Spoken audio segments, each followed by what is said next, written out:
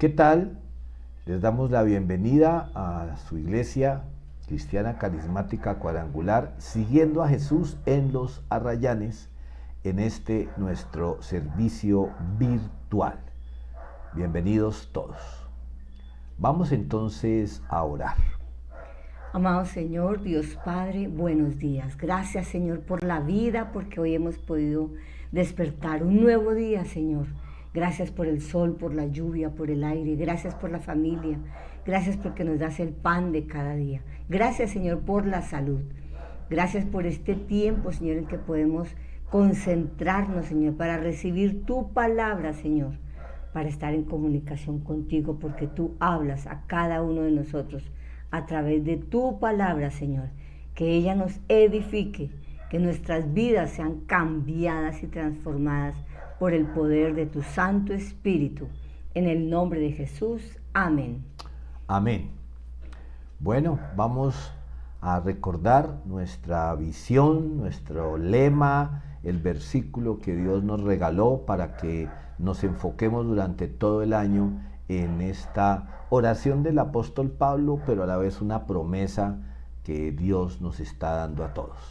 Romanos capítulo 15, versículo 13. Le pido a Dios, fuente de esperanza, que los llene completamente de alegría y paz, porque confían en Él. Entonces rebosarán de una esperanza segura mediante el poder del Espíritu Santo. Bueno, llamamos aquí la atención a las frases donde encontramos la palabra esperanza. Arriba dice, le pido a Dios fuente de esperanza. Y abajo dice, entonces rebosarán de una esperanza segura. Es que nosotros vivimos de esperanza, nos esperanzamos en una carrera, en una profesión, nos esperanzamos en una relación, nos esperanzamos en una empresa donde entremos a laborar o que comencemos como emprendedores, y eso está bien, pues es que pues ya está la vieja frase, ¿no? La esperanza es lo último que se pierde. El llamado aquí que hace el apóstol Pablo en la carta a los Romanos es que Dios es la fuente de esperanza, pero no es una esperanza cualquiera, es una esperanza segura, porque es un asunto espiritual, es decir, no depende de circunstancias, como si las otras esperanzas. Nosotros tenemos una esperanza de entrar a una universidad y no pasamos, o tenemos la esperanza en una empresa y no funciona o no nos reciben, tenemos la esperanza de una relación y esa relación se daña.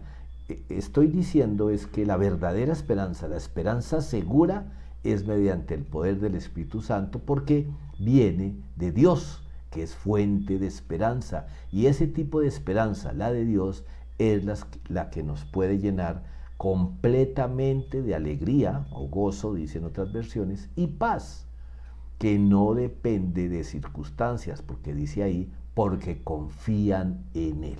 Pero bueno, no es el tema para nosotros hoy, simplemente seguimos repasando y en nuestras reuniones presenciales estamos buscando que toda la iglesia, y ojalá ustedes que nos acompañan virtualmente, se propongan también memorizar este versículo.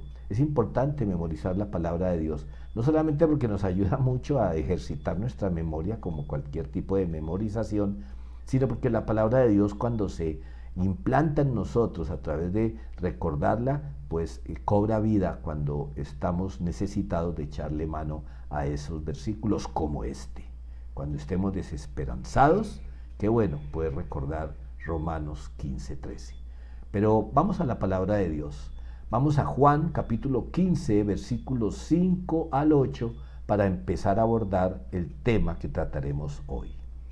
De modo que alistemos la Biblia para poder verificar y tengamos también lápiz y papel. Sí, nosotros ofrecemos aquí la facilidad de proyectar casi siempre los versículos, pero es mejor que usted tenga su Biblia para que nosotros podemos caer en error o podemos estar manipulando la palabra de Dios, porque muchas veces se hace. Entonces vamos a leer Juan capítulo 15, versículos 5 al 8. Ciertamente yo soy la vid, ustedes son las ramas. Los que permanecen en mí y yo en ellos producirán mucho fruto, porque separados de mí no pueden hacer nada. El que no permanece en mí es desechado como rama inútil y se seca. Todas esas ramas se juntan en un montón para quemarlas en el fuego. Si ustedes permanecen en mí y mis palabras permanecen en ustedes, pueden pedir lo que quieran y les será concedido. Cuando producen mucho fruto, demuestran que son mis verdaderos discípulos. Eso le da mucha gloria a mi Padre. Bueno, aquí Jesús está dirigiendo a sus discípulos que lo acompañaban en ese momento, pero también a nosotros. Es importante comentar un poquito aquí qué significará permanecer. Dice aquí, ciertamente yo soy la vid, ustedes son las ramas, los que permanecen en mí y yo en ellos producirán mucho fruto. Permanecer en Cristo, pues a veces no lo podemos interpretar totalmente, pues sabemos, creemos y estamos completamente seguros de esto, que Jesús vino, vivió, murió, resucitó y está ahora en la presencia de Dios Padre, pero nos envió el Espíritu Santo. Sin embargo, pues no es tan fácil entender esto de permanecer en Él. Entonces, vamos a mirar algunas citas de Juan, el Evangelio y la primera carta de Juan. Vamos a analizar o a tratar de analizar en compañía de ustedes 5 puntos que tienen que ver con el significado de permanecer en Cristo. Son 5 puntos. Entonces, aquí tenemos las citas a las cuales vamos a recurrir, pero vamos a ir una por una. Primera de Juan, capítulo 4:15, nos dice o nos llama a que analicemos o entendamos que permanecer en Él es creer que Él es el Hijo de Dios, que Cristo es el Hijo de Dios. Escuchemos, primera de Juan 4:15. Todos los que confiesan que Jesús es el Hijo de Dios, Dios vive en ellos y ellos en Dios. Entonces aquí vemos que vivir en Cristo, pues Cristo es el Hijo de Dios y es Dios, significa creer que Jesús es el Hijo de Dios. Que existe. Por favor, mi amor, ¿nos vuelves a leer primera de Juan 4:15? Todos los que confiesan que Jesús es el Hijo de Dios, Dios vive en ellos y ellos en Dios. Entonces aquí ya vemos que confesar no es solamente decir, ¿no? Es decirlo porque lo creemos firmemente. Entonces, primer punto, como les decía, para buscar un significado de permanecer en Cristo, es creer que Él es el Hijo de Dios. La segunda cita es Juan, capítulo 1, versículo 12, que lo voy a permitir leer. Qué pena, Juan, que se me hizo. Juan 1:12, porque, es que yo me adelanté, perdónenme por favor. Es aquí donde están las citas. Juan 1:12, dice la palabra del Señor: pero a todos los que creyeron en Él y lo recibieron, les dio el derecho de llegar a ser hijos de Dios. Entonces, la segunda explicación de permanecer en Él es recibirlo, aceptarlo como Señor y Salvador. Como Señor porque es nuestro amo y Salvador porque es el Mesías. Repito la cita de primera de Juan 1:12. Pero a todos los que creyeron en Él y lo recibieron, les dio el derecho de llegar a ser hijos de Dios. Recibir a Cristo no es el producto simplemente de decir recibo a Cristo, no. Porque si uno lee en el contexto aquí, Juan capítulo 1, dice desde el comienzo, 1:1, no está la cita ahí, pero me permito leer para contextualizar. En el principio la palabra ya existía, la palabra estaba con Dios y la palabra era Dios. y el que es la palabra existía en el principio con Dios. Dios creó todas las cosas por medio de él y nada fue creado sin él. Pero más adelante dice en el versículo 10, vino al mundo que él había creado, pero el mundo no lo reconoció. Vino a los de su propio pueblo y hasta lo rechazaron. Y entonces viene el 12 que acabo de leer. Pero a todos los que creyeron en él y lo recibieron, les dio el derecho de llegar a ser hijos de Dios. Entonces el segundo punto es recibirlo. El primero, creer que él es el Hijo de Dios, pero también aceptarlo y someternos a él. Primera de Juan 3:24 es la siguiente cita. Los que obedecen los mandamientos de Dios permanecen en comunión con Él y Él permanece en comunión con ellos. Y sabemos que Él vive en nosotros, porque el Espíritu que nos dio vive en nosotros. Entonces, estamos viendo 5 puntos que nos ayudan a entender el significado de permanecer en Cristo. El primero, creer que es el Hijo de Dios. El segundo, aceptarlo como Señor y Salvador. Y ahora en lo que nos acaba de leer, mi amor, es obedecerle. Es que permanecer en Él es obedecerle. Precisamente eso es hacerlo Señor, hacerlo nuestro Señor. La siguiente cita tiene que ver con creer el Evangelio, la buena noticia, porque yo no puedo decir que sí, yo creo que Jesús vino, pero eso que dice en la Biblia, eso es exagerado o eso es una fábula. No, miremos la cita, primera de Juan capítulo 2, versículos 24 y 25. Por lo tanto, ustedes deben de seguir fieles a lo que se les ha enseñado desde el principio. Si lo hacen, permanecerán en comunión con el Hijo y con el Padre. Y en esta comunión disfrutamos de la vida eterna que Él nos prometió. Mi amor, qué pena, ¿nos repites la primera parte? Por lo tanto, ustedes deben seguir fieles a lo que se les ha enseñado desde el principio. Si lo hacen, permanecerán en comunión con el Hijo y con el Padre. Estamos tratando de encontrar el significado y pues vamos a la palabra y mi esposita acaba de leernos. Es creer de continuo, seguir adelante creyendo la buena noticia, lo que la Biblia nos dice acerca de Jesús. Eso es permanecer en Él. Porque si yo un día creo, pero otro día no, sabe que no estoy muy seguro, no estoy permaneciendo en Él. Voy y vuelvo. Pero como leíamos al principio, Jesús dijo, si permanecen en mí. Entonces aquí es importante recalcar que es un asunto de fe. Claramente la palabra de Dios nos habla en este día. Y vamos al último punto. El quinto es relacionarse en amor con la comunidad de creyentes, es la iglesia. El cuerpo de Cristo es la iglesia. Y permanecer en él, pues es seguir el ejemplo, los mandatos de Jesús respecto a las demás personas. La cita, Juan capítulo 15, versículo 12, dice, este es mi mandamiento, ámense unos a otros de la misma manera en que yo los he amado. Permanecer en él es seguir su mandamiento. ¿Y cuál es? Que nos amemos unos a otros. Y atención, aquí queremos hacer como un paréntesis. A veces pensamos que amarnos los unos a los otros tiene que ver con el templo, cuando estamos allá reunidos en la iglesia o como lo llamemos, cuando tenemos un encuentro con otros cristianos o personas que tienen nuestra fe, entonces, amémonos, perdonémonos. Pero, ¿sabes? El primer lugar donde está el cuerpo de Cristo es en tu casa, en tu hogar, en tu familia. Y entonces, los invito a que miremos aquí, ese triángulo es el hogar, pero hay hogares donde el esposo o marido, como aparece ahí, pues aunque están bajo el mismo techo, están muy, muy alejados el uno del otro.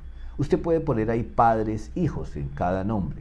Están bajo el mismo techo, tienen el mismo apellido, de pronto ante los demás, qué familia tan bonita, pero están muy lejos el uno del otro. Cuando uno está lejos, entonces, hablo de esta gráfica, cuando yo estoy lejos de mi esposa, pues no la veo como la persona con la cual yo puedo compartir mis triunfos o mis fracasos.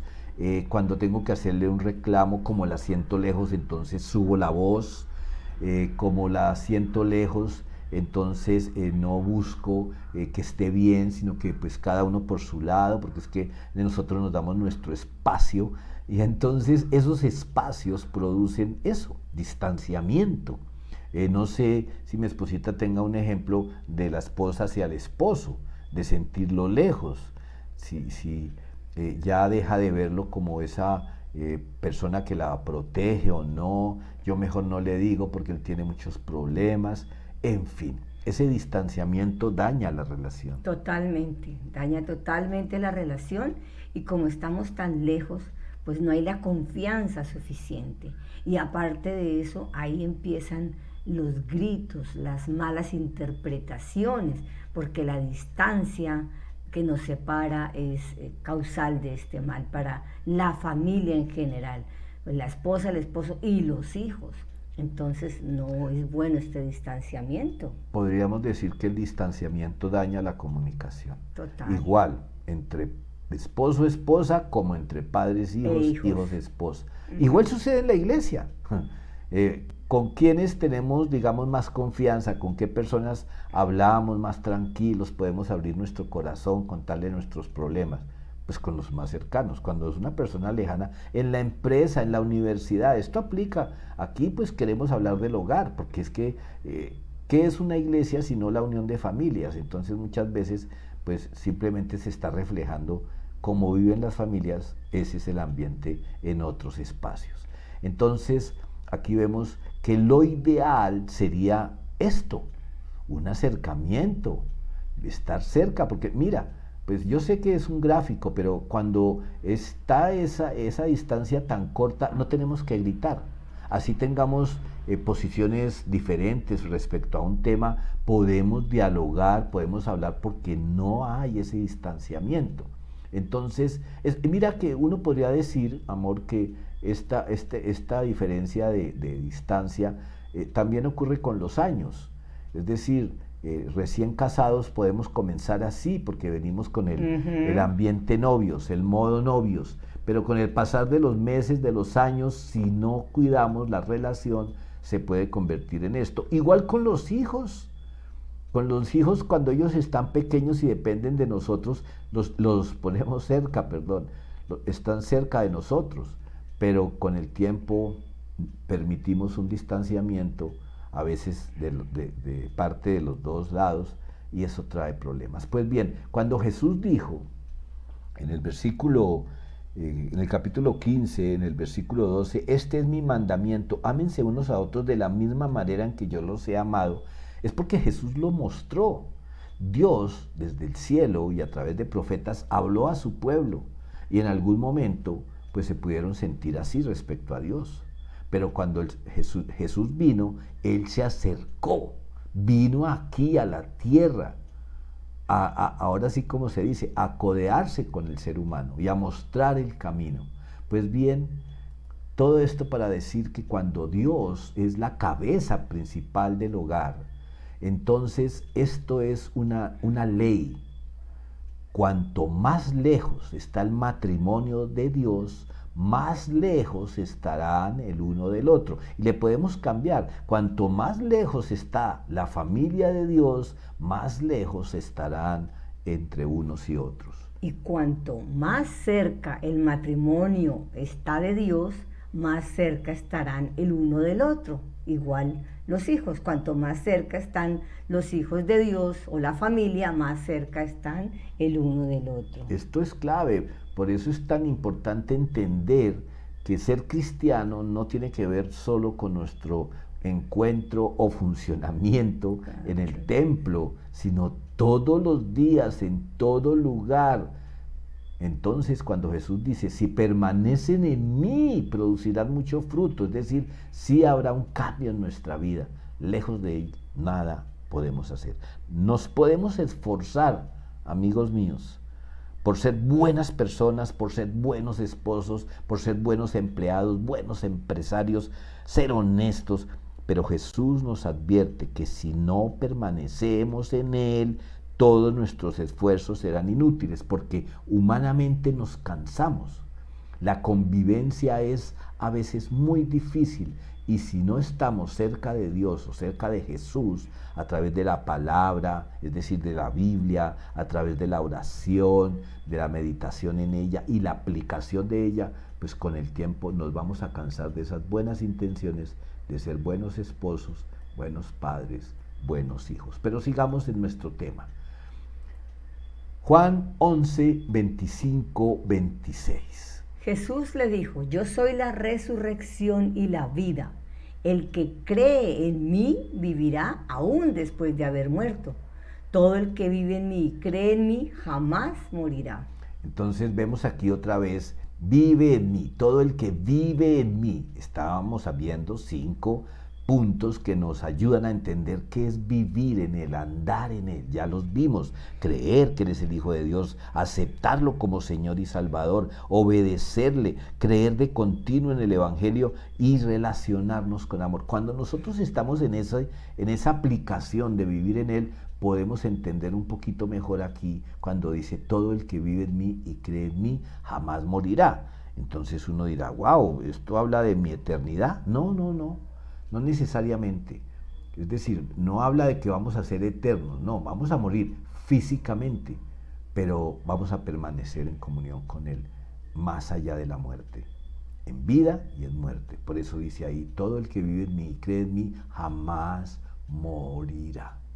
Es importante que conversemos un poquito sobre eso. Mira, Jesús, como yo leía en Juan capítulo 1, versículo 12, estaba con el Padre en el momento de la creación.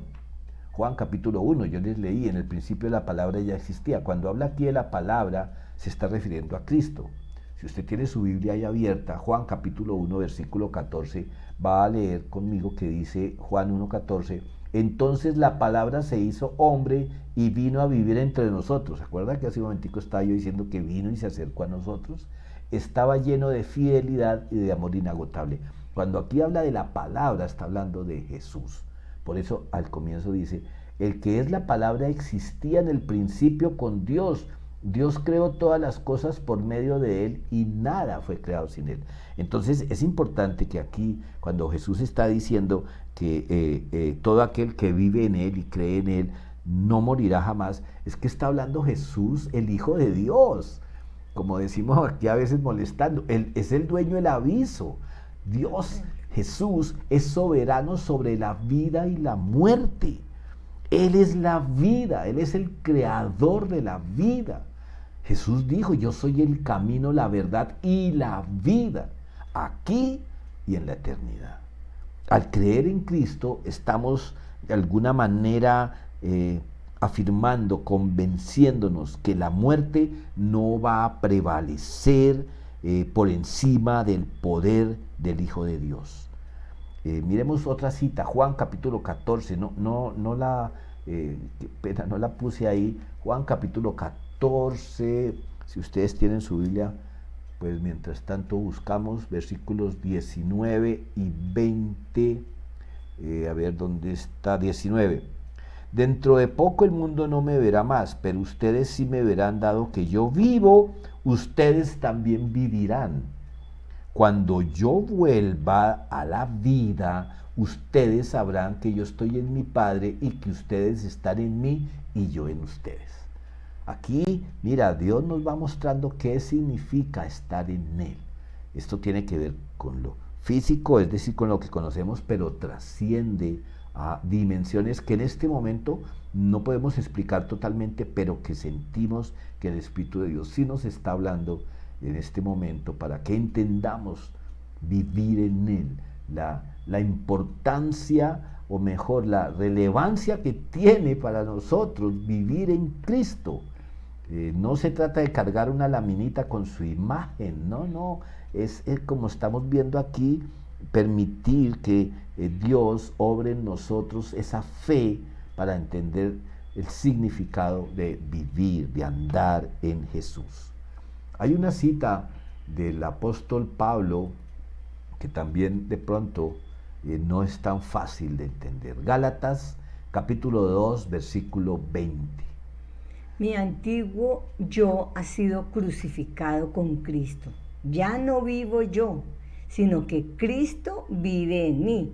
Así que vivo en este cuerpo terrenal confiando en el Hijo de Dios, quien me amó y se entregó a sí mismo por mí. Cuando estábamos viendo que el significado a través de 5 ejemplos bíblicos de Juan y Primera de Juan, de que significa vivir en Cristo, hablábamos de recibirlo como Señor y como Salvador. ¿Salvador de qué? De la muerte eterna a la cual yo estaba condenado a causa del pecado. Entonces, Cristo tomó mi lugar en la cruz. Es que a veces no interpretamos, no sé si les pasa, pero yo por muchos años, hasta que alguien me explicó con Biblia en mano, pues sí, yo creía que Jesús había muerto en la cruz. Me impactaban las imágenes en las películas que se proyectan en Semana Santa y todo esto, pero yo no había entendido por qué lo había hecho. Yo pensé que era de buena gente, ahí que le había gustado sufrir.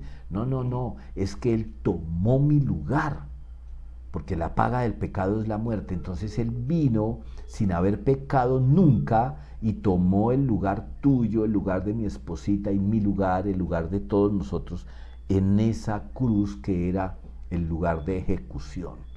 Cristo tomó nuestro lugar en la cruz. Por eso aquí el apóstol Pablo dice, mi antiguo yo, o sea, mis pecados y antes de Cristo y aún después de Cristo, ya no tengo cuenta pendiente. Mi antiguo yo ha sido crucificado con Cristo. Ya no vivo yo, sino que Cristo vive en mí.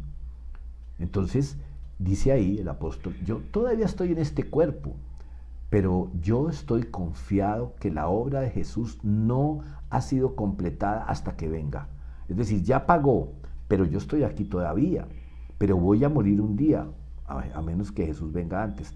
Y al morir voy a resucitar, como vamos a ver más adelante, y estoy confiado en el Hijo de Dios que pagó por mí, que no tengo cuentas pendientes cuando tenga que presentarme ante el jurado. Un ejemplo de esto es, en mi antiguo yo ha sido crucificado con Cristo. Si yo llevaba una vida desordenada, decía malas palabras, estaba en malos negocios, en malas cosas, al yo recibir a Cristo, quiero hacer su voluntad, quiero seguirle, quiero obedecerle, pues ahí es cuando yo digo, ya no vive Connie, sino que Cristo vive en mí. Y si Cristo vive en mí, pues voy a dejar las malas palabras, las malas actitudes, los malos pasos que estaba dando, porque ahora el Señor vive en mí y quiero hacer su voluntad. Y si llego a caer, si se me sale una mala palabra, para usar el ejemplo de mi esposa, enseguida el Espíritu Santo nos toca, nos dice, ojo, ojo, acuérdate que tú ya no eres esa persona. Porque, a ver, aquí no se trata, perdón, de decir, no, yo ya no peco. No, sí, nos equivocamos. Claro. Pero precisamente, como Cristo vive en mí, Él me va a estar recordando, y no precisamente cobrándome la falta, sino haciéndome sentir mal. Antes, para seguir con el ejemplo, pues hablábamos lo que se nos ocurría. Y no nos interesaba si le hacíamos daño a alguien o si ofendíamos a alguien o lo avergonzábamos. Pero cuando ya Cristo vive en nosotros y llegamos a caer en algo así, pues el mismo Espíritu nos hace sentir mal para que pidamos perdón, para que evitemos continuar con una charla sucia, por decir así. Es importante eso. Dios Padre, como ante Él es que tenemos cuentas pendientes cuando Cristo no lo hemos recibido como Salvador, pues ahora Dios nos ve a través de su Hijo. Por eso dice aquí que ya no vivo yo, sino que Cristo vive en mí. Jesús, el Hijo de Dios, no nos dejó solos, escúchame, no estás solo, no estás sola, porque Él sí resucitó y fue al Padre, pero nos envió el Espíritu Santo. El Espíritu Santo nos da la fuerza para vivir y es nuestra esperanza para el presente y el futuro.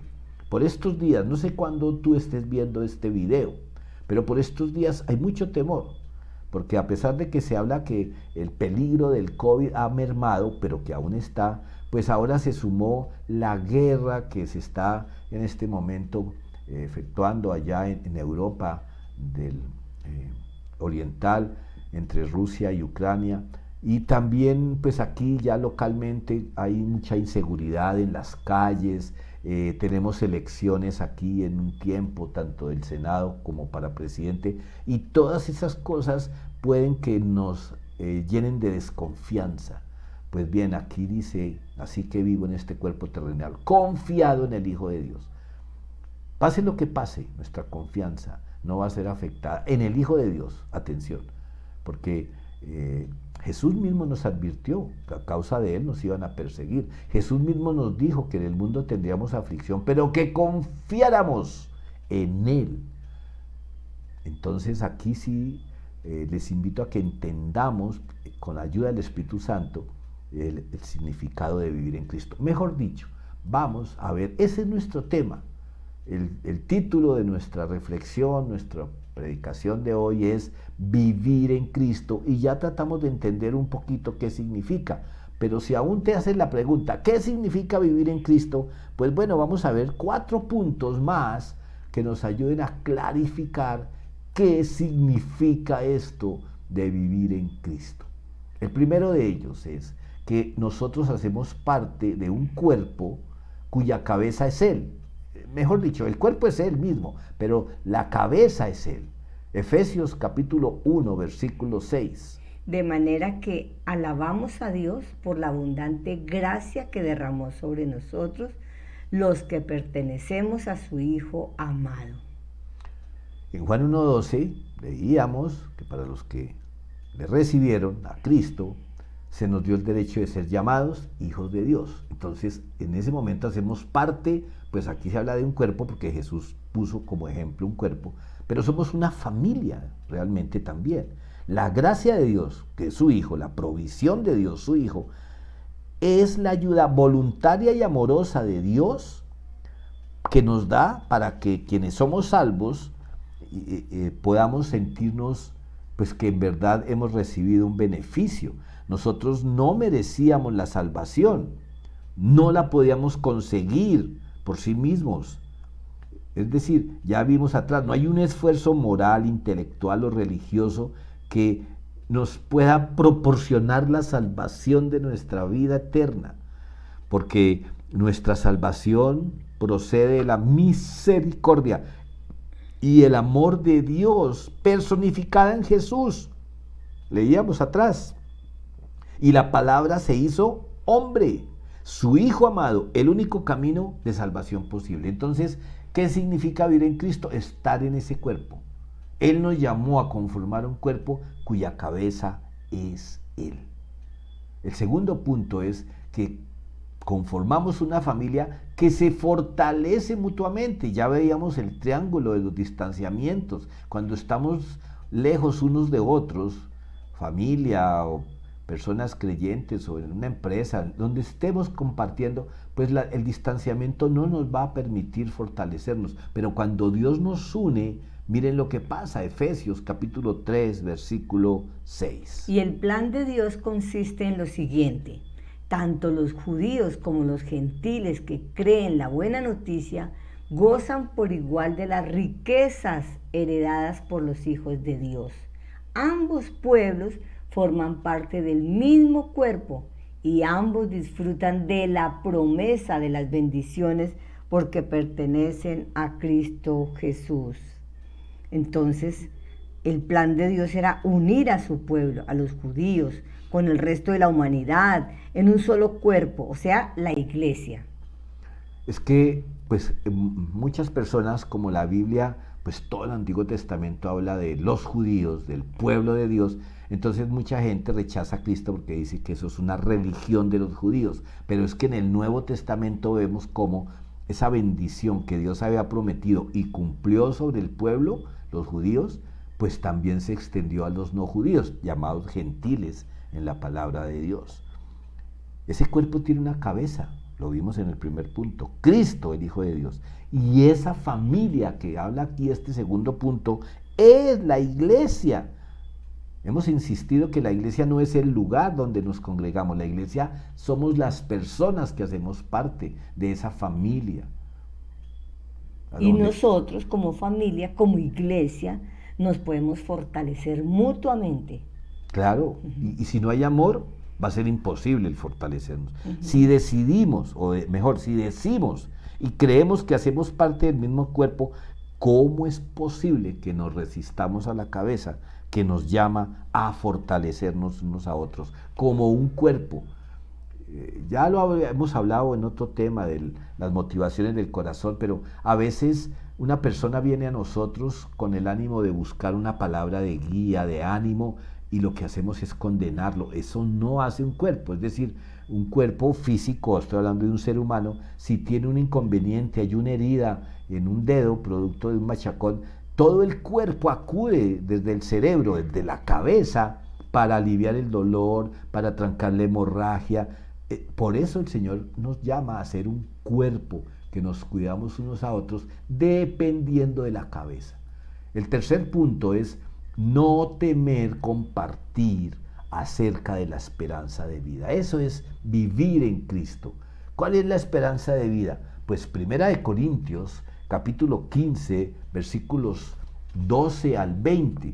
Pues son bastantes versículos y nos vamos a permitir con mi esposita leerles desde aquí, y ojalá usted nos acompañe en la lectura en su Biblia. 1 Corintios capítulo 15 versículos 12 al 20. Pero díganme lo siguiente: dado que nosotros predicamos que Cristo se levantó de los muertos, ¿por qué algunos de ustedes dicen que no habrá resurrección de los muertos? Pues si no hay resurrección de los muertos, entonces Cristo tampoco ha resucitado. Y si Cristo no ha resucitado, entonces toda nuestra predicación es inútil. Y la fe de ustedes también es inútil. Y nosotros los apóstoles estaríamos todos mintiendo acerca de Dios, porque hemos dicho que Dios levantó a Cristo de la tumba.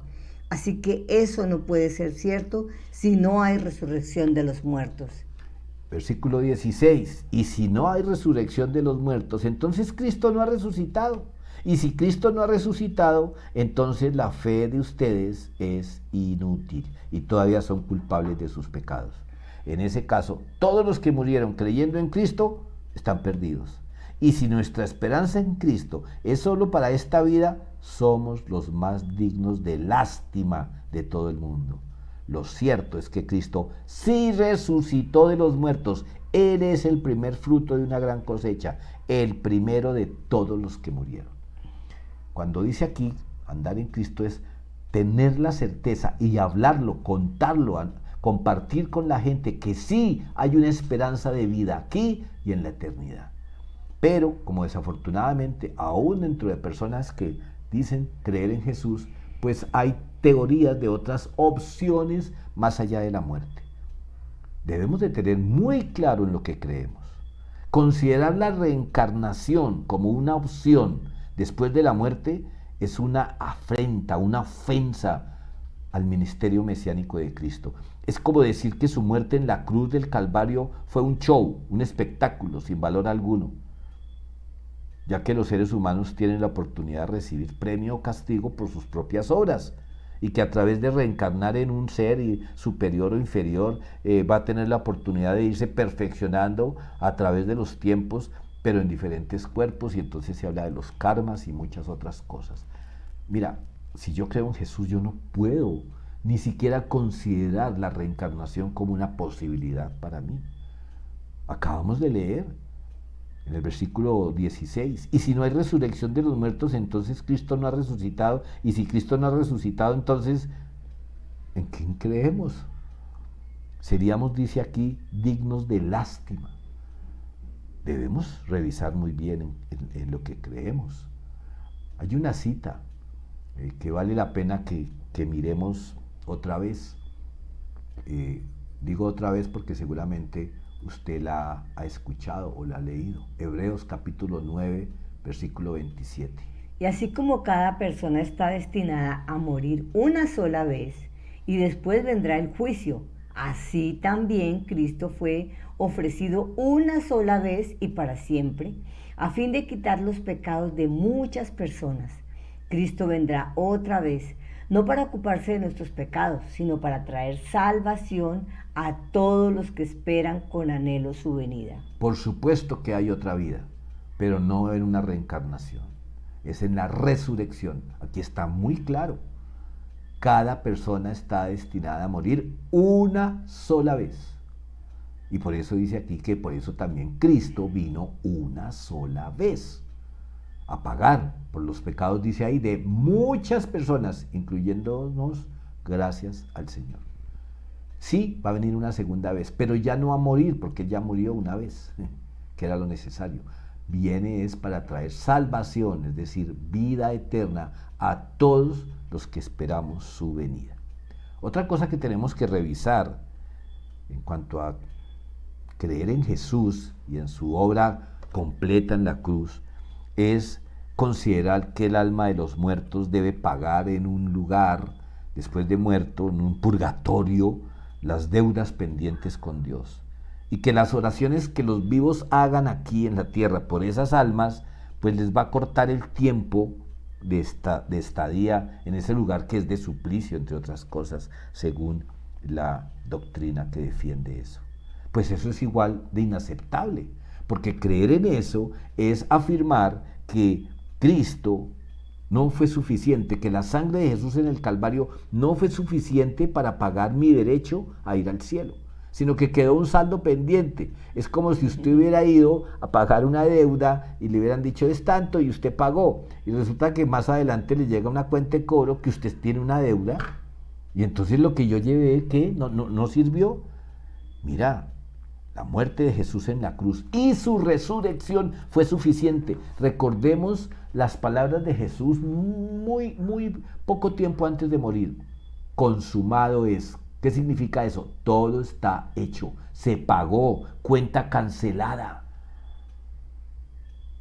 No podemos poner en duda la obra mesiánica de Jesús. Él fue nuestro redentor.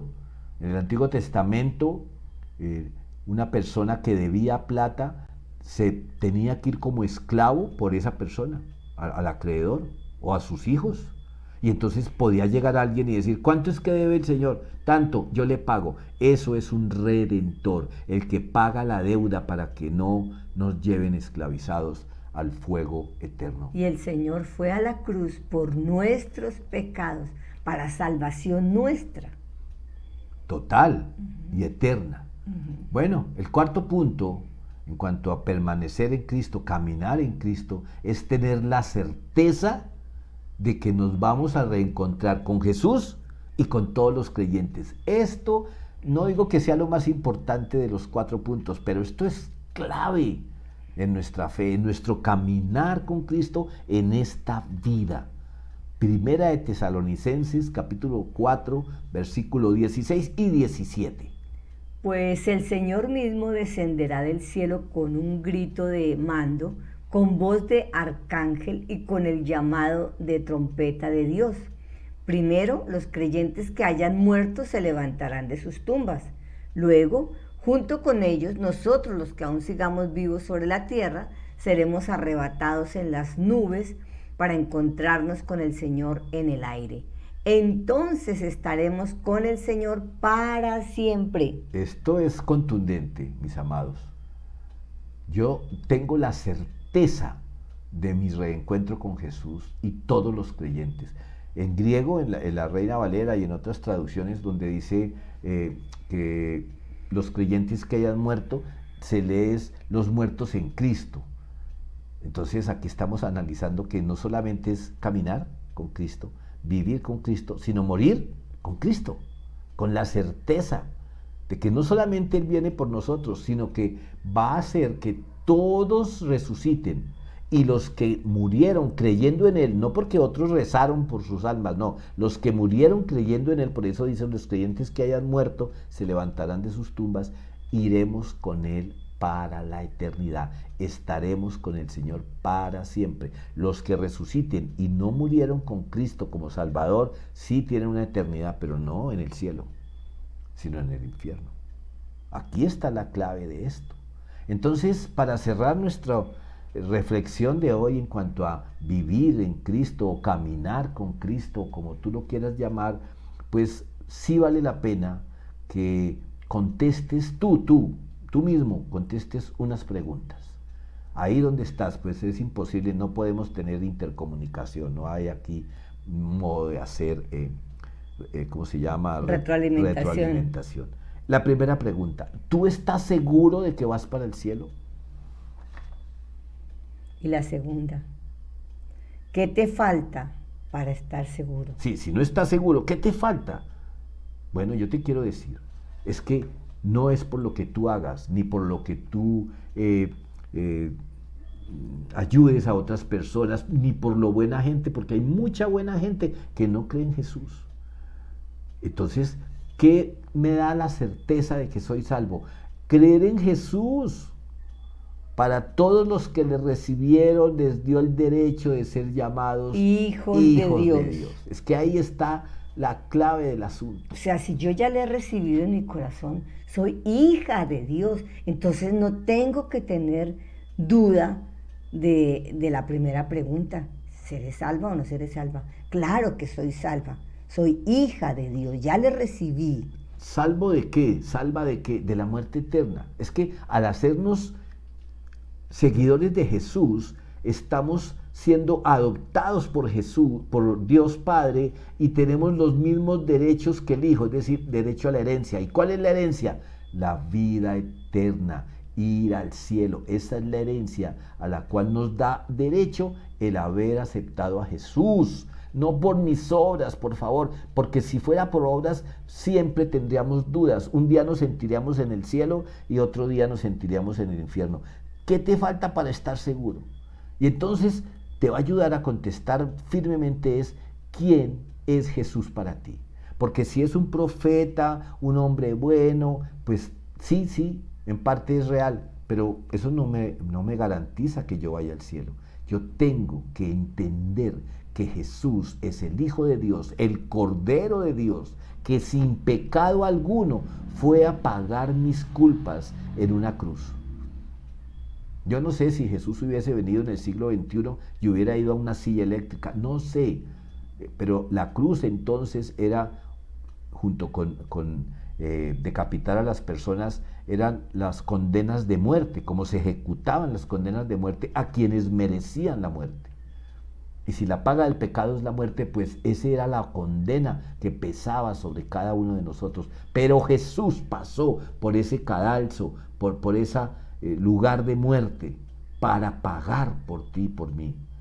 Entonces ya tenemos que entender que es asunto de fe, pero también un asunto de aceptación. Cuando ya hemos despejado estas dudas, estaremos listos para andar en Cristo. Es que Jesús lo es todo para nosotros, todo, en esta vida y para la otra. Cuando yo tengo claro eso, y espero que el Espíritu Santo te haya llevado a ese convencimiento, estamos listos para andar en Cristo, estamos listos para vivir en Cristo, estamos listos para morir en Cristo y seguros de que estamos listos para resucitar con Él. Vamos entonces a orar. Señor, te damos muchísimas gracias por tu palabra. Gracias, Padre Celestial, porque tú eres nuestro Padre amoroso, Señor. Tú eres Jesús, el Hijo de Dios. Creo en ti, Señor, y en el nombre de Cristo Jesús, cualquier cosa que quiera venir a perturbar mi mente para dudar de que yo vivo en Cristo, Señor, que sea quitada de mi mente. En el nombre de Jesús, Señor, yo creo en ti. Creo, Señor, que tú fuiste a la cruz y que moriste allí por cada uno de nosotros, Señor. Y creo, Señor, en el nombre de Jesús, que tú eres mi Padre, que tú me cuidas, Señor, que debo de obedecer tu palabra, seguir tus mandatos, Señor, servirte, obedecerte, estar en comunión, Señor, con mis hermanos, Señor, estar cerca el uno del otro para animarnos en la palabra del Señor, a levantarnos, a crecer en tu palabra, Señor. Ayúdame, Dios, a ser cada día esa luz, ese reflejo tuyo, Padre. En el nombre de Cristo Jesús, deseo vivir en Cristo. En el nombre de Jesús. Amén. Amén y amén.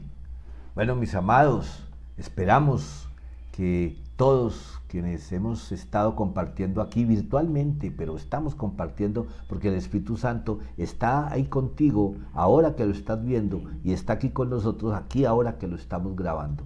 Hay un versículo más que te quiero dejar para que medites en él si no lo conocías. Es Romanos capítulo 10, versículos 9 y 10. Aquí leemos: si confiesas con tu boca, creyéndolo, que Jesús es el Señor y crees en tu corazón que Dios lo levantó de los muertos, serás salvo. Ya vimos salvo de qué, de la muerte eterna. Versículo 10, pues es por creer en tu corazón, es decir, en tu pensamiento, en tu razonamiento, que eres declarado justo, a los ojos de Dios, y es por confesarlo con tu boca que eres salvo. Amados, deseamos que vivan, que caminen en Cristo por el resto de su vida, y estamos seguros que nos reencontraremos con Él una vez regrese. Que Dios les bendiga, les guarde y que tengan un excelente caminar con Jesús. Bendiciones.